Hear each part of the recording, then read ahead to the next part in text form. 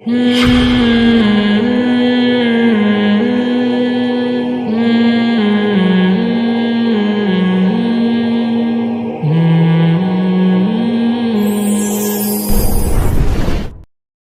उठाया कि क्यों पैदा किया। इस क्यों का हमारे पास जवाब नहीं है, क्योंकि क्यों का जवाब वही दे सकता है जिसने बनाया है। तो अल्लाह फरमाते आओ हम बताते हैं हमने तुम्हें क्यों बनाया। पहले अल्लाह ने पूरी कायनात की वजह बताई कि मैंने पूरी कायनात को क्यों बनाया।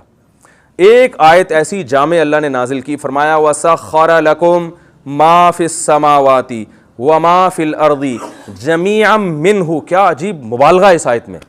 फरमाया जो कुछ आसमानों में, जो कुछ ज़मीनों में, जमीअन तमाम का तमाम। हालांकि जब अल्लाह ने कह दिया जो कुछ आसमानों में तो तमाम हो गया ना, फिर जो कुछ ज़मीन में तो भी तमाम हो गया, फिर जमीअन तमाम का तमाम। तो मैं हैरान होता था इतनी ताकीदें अल्लाह ने क्यों लगाई हैं। इसका जवाब एक दिन जहन में आया कि अगर एक चीज़ भी इस कायनात में ऐसी हो गई ना जिसकी अल्लाह ने पैदाइश की रीज़न नहीं बयान की, तो ये इल्ज़ाम किस पर है? अल्लाह पर, कि अल्लाह तूने फलां चीज बिला वजह पैदा कर दी। तो अल्लाह कह रहे एक चीज भी नहीं, एक जर्रा भी नहीं, जो कुछ आसमानों में, जो कुछ जमीनों में, पूरा मुकम्मल एक चीज भी मुस्तस्ना नहीं है इससे। सख्खर लकुम तुम्हारे लिए बनाया है। किसके लिए? इंसान के लिए, इंसान और जिन्नात। तो पूरी कायनात का मकसद तो अल्लाह ने दो लफ्जों में बयान कर दिया। और हमें नजर भी आ रहा है, समंदर से कितने टनों मन मछलियां हम निकाल लेते हैं, उनसे जीने का हक छीन लेते हैं। समंदर की मछलियों ने कभी एहतजाज किया है भाई? बकरा जब दो दांत का होता है, खुद तो सारी जिंदगी याशी करते रहते हैं, अभी जब बेचारा जवान हुआ, जवानी की दहलीज पे कदम रखा, बदनजरी भी नहीं करने देते हैं और फौरन काट के क्या कर देते हैं? खा जाते हैं। सवाल पैदा होता है ना भाई, ये भी तो एक मखलूक है। मुमकिन है कोई कहे भाई ये जानवर पर, बाज़ लोग कहते हैं कि जानवर को काटना जुल्म है क्योंकि ये इंसान अपनी खिदमत क्यों ले रहा है। तो भाई अगर काटना जुल्म है तो फिर जानवर पे सवारी करना भी जुल्म है, जानवर पे बोझ लादना भी जुल्म है। गधे से परमिशन थोड़ी ली जाती है कि हम आप पे बैठ के जाएं, घोड़े से परमिशन थोड़ी ली जाती है, वो तो बैठ जाते हैं। बल्कि घोड़ा तो सर्कस होता है, उसको सुधारना पड़ता है, मार पीट के उसको काबू में लाना पड़ता है। तो फिर ये भी जुल्म है। लेकिन अगर ये जुल्म नहीं है, इसलिए इसका क्यों जवाब इसका ये कि भाई ये घोड़ा गधे किसके लिए पैदा किया अल्लाह ने? हमारे लिए। तो फिर काट के खाना भी जुल्म नहीं है। तो हमारे लिए का मतलब है अल्लाह ने फरमाया जिस तरह से चाहो फायदा उठाओ। ये पूरी कायनात बनी किसके लिए है? तुम्हारे लिए। अगर ये जवाब गलत है तो भाई इसके मुकाबले में कोई दूसरा जवाब लेकर आओ। दूसरा जवाब, बाज दफा किसी के दावे की बेहतरीन दलील ये होती है कि अगर ये दावा गलत है तो सही दावा पेश कर दो। भाई आप समझ रहे हैं कि नहीं समझ रहे? भाई मैं आपसे कहता हूं आपने मेरे 1 लाख रुपए खाए हैं, आप कहते नहीं 1 लाख नहीं खाए, आप कहते हैं फिर बता दो कितने खाए हैं, कह रहे पता नहीं कितने खाए हैं। तो फिर अदालत मेरी बात मानेगी ना, या तो तुम कोई फिगर बताओ भाई, 1 लाख नहीं 1.5 लाख बोलो, 2 लाख बोलो। आप खुद भी कोई दावा नहीं कर सक रहे तो फिर मुद्दई के दावे को माना जाता है। तो अल्लाह फरमा रहे हैं कि अगर मेरा ये दावा गलत है तो फिर तुम बता दो क्यों पैदा किया। भाई सारी कायनात किसके लिए बनाई मेरे भाई? इसमें कुछ इश्कालात होंगे कि भाई ये तो इस कायनात में तो नुकसानदेह चीज़ें भी हैं, वो एक अलग टॉपिक है कि कोई चीज़ कायनात में बेकार नहीं है। वो नुकसान बाज़ दफ़ा पहुंचा देती हैं, लेकिन उनको पैदा नुकसान पहुंचाने के लिए नहीं किया गया। हर चीज़ कायनात में कुछ ना कुछ अपनी जिम्मेदारी पूरी कर रही है। अब सवाल घूम फिर के आ जाएगा इंसान की तरफ कि सब कुछ इसके लिए, तो ये पेड़े खाने के लिए क्या? जो आदमी मजहब को फॉलो नहीं करता वो अपने अमल से बताता है कि सारी कायनात मेरे लिए, और मैं, अभी जो मैंने लफ्ज़ बोला है उसको रिपीट करें ना भाई। जो नाइट क्लब में जा रहा है, जो शराब पी रहा है, जो नमाजें ज़ाया कर रहा है, वो अपनी मनमानी ज़िंदगी, खुलासा ये कल्चर को फॉलो कर रहा है, अपनी मनमानी ज़िंदगी जो गुजार रहा है, तो बज़बान हाल कह रहा है कि अल्लाह ने सारी कायनात को मेरी खिदमत के लिए लगाया और मुझे किसके लिए? पेड़े खाने के लिए। जैसे जंगल में कुछ लोग जा रहे थे ना, मशहूर वाक़या है भाई, लकड़ियाँ कौन जमा करके लाएगा? सब, एक ने कहा मैं। भाई आप ले आओ। नहीं मैं ये काम नहीं कर सकता, मुझे कोई तकलीफ़ है, बोझ नहीं उठाया जाता। अच्छा चलो फिर आप ऐसा करो कि आप जो है ना प्याज काट देना। प्याज काटने से भाई मेरे आंखों से क्या आते हैं? आंसू आते हैं। चलो आप ऐसा करो आलू काट देना। आलू काटने से मुझे एक दफ़ा ज़ख्म लग गया था, तो मैं आलू तो नहीं काट सकता। अच्छा फिर आप ऐसा करो कि चूल्हा जला दो। भाई चूल्हे जलाने में, फूंक मारने में फूंक निकल जाती है आदमी की। मैं कोई सिलेंडर थोड़ी हूँ जो इतनी फूकें निकालूं। तो सारे कोई भी काम नहीं कर रहा, वो अपनी जिम्मेदारी पूरी नहीं कर रहा, लेकिन जब खाना लगता है तो आके बैठ जाता है। तो ऐसे आदमी को कहते हैं ना, क्या तू पेड़े खाने के लिए आया यहाँ पे? एक दफा जब करेगा, दो दफा करेगा, तीसरी दफा जब करेगा तो ताना क्या मिलता है? ओ भाई तू यहाँ पेड़े खाने के लिए आया, काम तो कोई करता नहीं है।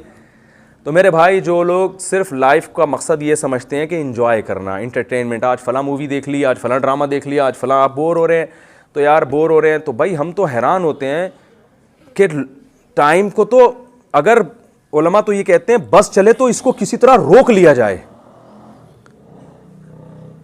किसी तरह रोक लिया जाए। तो आप सोचो कि जिनके ये जज्बा हो कि किसी तरह टाइम को रोका जाए, जो मकसद हयात को पहचान लेते हैं, ये ज़ाया हो रहा है, तो वो जब ऐसे लोगों की बात सुनेंगे जो कह रहे हैं यार टाइम गुजर नहीं रहा, तो कितनी हैरानगी की बात होगी कि नहीं होगी? यानी लोगों का मसला ये कि टाइम पास नहीं हो रहा। ओ भाई, अगर आप मकसद हयात को पहचान लो तो आप कहोगे ये पास हो क्यों रहा है, ये रुक क्यों नहीं जाता, अभी तो बहुत सारे काम हमने करने हैं। समझ में आ रही है बात कि नहीं आ रही है? लोग कहते हैं टाइम पास नहीं हो रहा, तो अहलुल्लाह क्या कहते हैं कि टाइम पास हो क्यों रहा है, ये रुक क्यों नहीं जाता, अभी तो बहुत सारे काम मरने से पहले हमने करने हैं, काश ये वक्त किसी तरीके से रुक जाए। टाइम याद रखो, जो ये कहता है ना पास नहीं हो रहा, वो बहुत बड़ा बेवकूफ है। उसे कब्रिस्तान ले जाओ, उसे दिखाओ कि भाई इनका टाइम पास हुआ था तो यहां तक पहुंचे हैं ये, तो आप भी यहां पहुंचोगे। क्या ख्याल है, पहुंचेंगे कि नहीं पहुंचेंगे? आप कहें हाँ मैं पहुंचूंगा, तो क्या टाइम पास हुए बगैर पहुंच जाओगे या पास करके पहुंचोगे? तो टाइम पास हो रहा है तभी तो कब्र में जाओगे। तो टाइम तो लाजमी पास हो रहा है। हाँ, ये टाइम अच्छे काम में पास हो रहा है या बुरे काम में।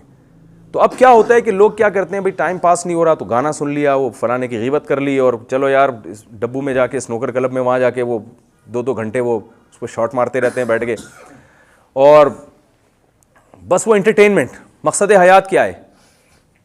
बाकी ये जानवर इसके लिए मुसख्खर हो गए, जब चाहता है, इसका दिल चाहता है मछली खाने को, चला जाता है होटल पे, मछली खा के आता है।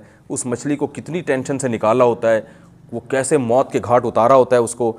जब चाहता है बकरे की चाँपें खाने चला जाता है। तो ये बकरे की चाँपें आसानी से थोड़ी बन गई हैं, इसके लिए बकरे का खून बहाया गया है, उससे जीने का हक छीना गया है। लेकिन बकरे को ना हड़ताल करने की इजाज़त, ना एहतजाज करने की इजाज़त। गाय घास खाती है, दूध कौन पीता है भाई? भैंस से सारी ज़िंदगी दूध निकाल के जब वो हड्डियों का ढांचा बनती है, तो होना तो ये चाहिए था एहसान का बदला एहसान। माएँ कहती है ना मैं दूध नहीं बख्शूंगी, कहती है ना, क्योंकि दूध पिलाना माँ समझती है मेरा सबसे बड़ा एहसान। तभी हम इस ताने से बचते हैं कि यार माँ ने ये ताना न दे कि दूध नहीं बख्शूंगी। जैसी माँ बूढ़ी होती है उसकी खिदमत करते हैं, अम्मा तूने मुझे बचपन में दूध पिलाया, मानते हैं ना, कैसी खिदमत करते हैं उसकी जनाब, बस भाई खिदमत करते हैं, भाई इसने हमें दूध पिलाया। और माँ भी ये ताने देती है मैंने दूध पिलाया तुझे। लेकिन भैंस तो ज़्यादा दूध पिलाती है भाई, क्या ख्याल है? माँ 1 पाव पिला देती है, आधा किलो पिला देती है, भैंस तो रोजाना 20-20 किलो पिला रही है। क्या ख्याल है भाई? और उस दूध में तो मक्खन और दही भी बन रहा है, और पता नहीं क्या क्या, देसी घी अलग और पनीर अलग। और तभी तो हिंदू लोग, भाई माजरत के साथ हिंदू लोग क्या कहते हैं कि भाई जिस गाय ने तुम्हारी इतनी खिदमत की है तो वो माँ है ना वो तुम्हारी। अकली लिहाज से तो बिल्कुल ठीक बात है ये। तो भैंस सारी जिंदगी दूध पिला पिला के आपको, और माँ तो बेचारी 2 साल तक पिलाएगी, भैंस तो मरते दम तक भी हकीम कह रहे होते हैं इसको गाय का दूध पिलाओ भाई कह रहे होते हैं ना। क्या ख्याल है, भैंस का पिलाओ गाय का पिलाओ? वो अलग बात है, भैंस इतना नहीं पिला रही, गवाला उसमें वो खुद ज्यादा पिला रहा है आजकल। तो जब वो दूध देना बंद करती है, तो होना तो ये चाहिए था, अब उसकी खिदमत की जाती, उससे दम कराया जाता, वो बुजुर्ग बन चुकी है, फौरन सोहराब गोट में उसकी तश्कील हो जाती है। मैंने खुद वहाँ बुड्ढी हड्डियों निकली हुई अंचर पंचर जिन भैंसों के ढीले ना किसी काम की नहीं थी, ज़बा होते हुए देखी, और फिर वो दुम्बे की बोटी के नाम पे रात को बिक रहा होता है, और वो ऐसा टाइट मसाला लगा होता है कि हम दुम्बा समझ के ही कई साल मैंने खाया है उसको बाद में पता चला ये भैंस की है। लेकिन बहरहाल भैंस की और दुम्बे की है तो मज़ेदार ना, हमें क्या करना है, हम तो आम खाने से मतलब है, पेड़ गिनने से थोड़ी है। तो क्या सलूक किया भाई उसके साथ। लेकिन किसी मुफ्ती ने फतवा दिया या कोई अक़वाम मुत्तहिदा या यूएनओ की तरफ से कोई ऑर्डर रहा है ये गलत, ये जानवरों के साथ जुल्म हो रहा है, भाई सब कहते हैं यार इंसान है ना। तो बात आखिर में यही घूम फिर के आती है, जब ये सब कुछ कर रहे हो, इनसे फ़ायदा भी उठा रहे हो, तो आपका भी तो कोई मकसद होगा ना भाई। या आप बस इंजॉय करने के लिए पैदा हुए हो लाइफ को? ये नहीं हो सकता, ये मुमकिन नहीं है। तो इसलिए अल्लाह ने कहा कि कोई जवाब, माकूल जवाब तलाश करके बताओ जो समझ में आए, कोई अक्लमंद उस पर गौर करे, बोले भाई ये वाकई सही जवाब है। तो हमारे पास इसका जवाब नहीं है, क्योंकि ये जवाब भी वही देगा जिसने हमें बनाया है। तो अल्लाह कहते हैं जब तुम्हारे पास जवाब नहीं है तो जो जवाब मैं दे रहा हूं उस जवाब को मान लो। वो जवाब क्या है? वमा खलक़तुल जिन्ना वल इंसा इल्ला लियाबुदून, मैंने इंसान और जिन्नात को सिर्फ अपनी इबादत के लिए बनाया है। इबादत का मतलब नमाज रोज़ा नहीं है, इबादत का मतलब ग़ुलामी, कि मैं देखना चाहता हूँ इम्मा शाकिरन व इम्मा कफूरा, कि ये मेरा बन के ज़िंदगी गुजारता है या मेरी बगावत करके ज़िंदगी गुजारता है। मैं समझा पा रहा हूँ अपनी बात? तो अल्लाह ताला ने इंसान को आजमाइश के लिए पैदा किया है कि कौन है जो मेरा खा के मेरा शुक्र अदा करेगा और कौन है जो मेरा खा के मेरी नाफरमानी करेगा।